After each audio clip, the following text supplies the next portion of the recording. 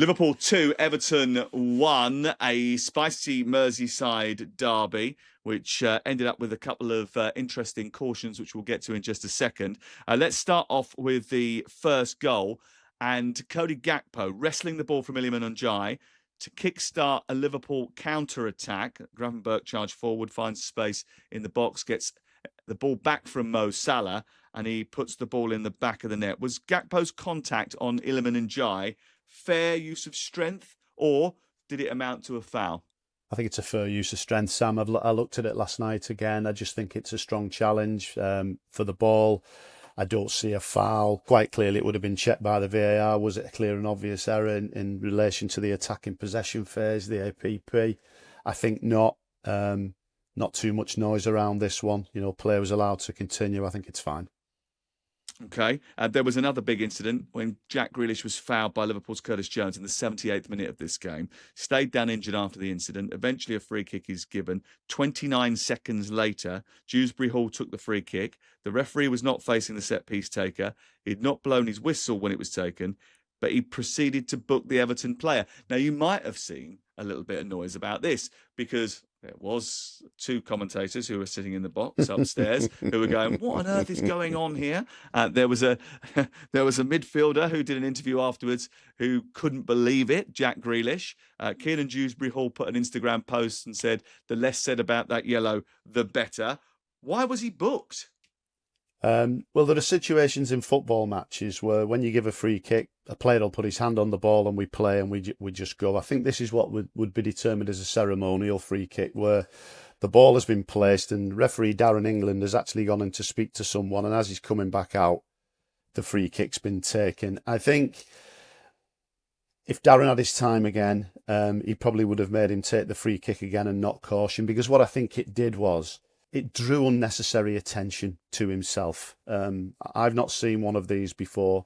I just think, as I said, if you reflect on it, you would just stop the game, take the free kick again. We set it up, we take the free kick again, and away we go.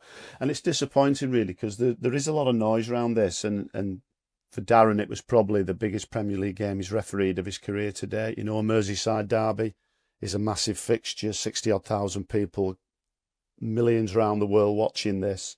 That'll be something that he will want to reflect on. But as I said, you try not to draw that unnecessary attention to yourself, because in the main, I thought he'd refereed the game well. I don't want to hammer Darren England, but I'm still trying to work out what part of the law he's used in order to book Dewsbury Hall. Because, if you go back and have a look at it, there's no law that states that a quick free kick is punishable with a card. I've just never seen anybody booked for taking a free kick quickly before, and we want this to happen, don't we? We want the speed of the game to be high. We want people to be able to be inventive and quick and keep the game moving. No? Yeah, I think what happened here was the ball's been positioned and he's actually gone in to speak to a couple of players who were jostling, and as he's making his way out, the free kick's been taken. And that's why he stopped it. And he felt what he'd done was unsporting, and that's probably the reason why he got the caution. As I said, if Darren had his time again, I think the easy way would have been just to blow the whistle, set the free kick up, and let's take it without a caution. As I said, it probably drew that unnecessary attention on himself, which you don't need when the game's gone really well for him. What are the rules over quick free kicks? When can you take one? Well, why couldn't he in that situation? What you generally do in any football match is people in and around the penalty area will want you to set a free kick up. So you'll actually ask them, do you want to go fast or slow? And in the main, they will say slow, which means put the spray down, march the wall back the required distance, the 9.15 metres, remind the players in the wall, keep your arms down so we don't handball it. And you're saying to the player, don't take the free kick until I've given you the signal and blown the whistle. And that's what they want, because there's so many players who are capable of taking free kicks in and around that area. They want it all set up properly. But sometimes in midfield, defensive third, they just want to play. So you put a hand on the ball and play. And that's the way we are. So it's asking them whether it's fast or slow, quick free kick or a ceremonial one. So he didn't ask them? Well, he's obviously put his spray down and set this up and moved into position. He's gone from where the free kick was, moved into position, and then there's the jostling. That's what's attracted him into that location to speak to the players. And while he's while he's in there, and then he starts to back out, they take the free kick, and he's not quite in position, the referee.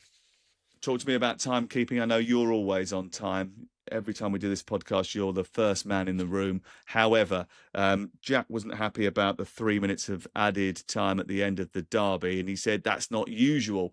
And you could sort of understand that. Did you understand it? Who's in charge of the timekeeping? Is it just the referee and his little watch, or is it a team effort? The referee acts as timekeeper, but what you'll find now is that the fourth official will keep an accurate record of everything that happens. I think in the second half, this was where the noise was, wasn't it? In the second half, I think there was 4 substitutions, a couple of double ones, 4 yellow cards, Goal, and the goal. Let me come to on my list, and we came to that, and they came to the conclusion that it was 3 minutes. I think had they have played 4 or 5 maximum, there wouldn't have been too many complaints. But as always, I remember speaking to a Premier League manager once, and he said it does cause more trouble than it's worth sometimes, Chris. And I said, why is that? And he said, because sometimes when you're winning 1-0, you want 1.